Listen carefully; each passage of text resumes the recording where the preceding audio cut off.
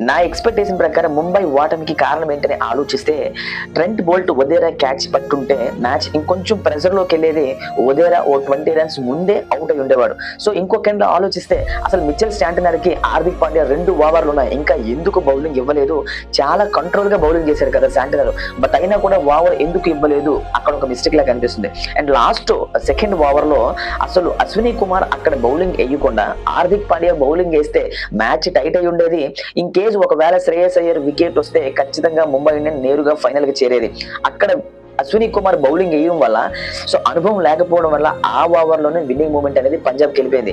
So ఒకవేళ హార్దిక్ పాండ్యా ఏసి match tight చేసి next over Ashwini Kumar వేస్తే మ్యాచ్ ముంబైకి వెళ్ళేది. బట్ ఇలా జరగడం అన్ఫార్చునేట్లీ ఏం జరిగిందో తెలియదు. మొత్తానికైతే బౌలింగ్ లో మార్పులు, ఫీల్డింగ్ లో మిస్టేక్లు అన్ని కలుపుకొని ముంబై ఇండియన్స్ ఓటమి పాలైపోయింది.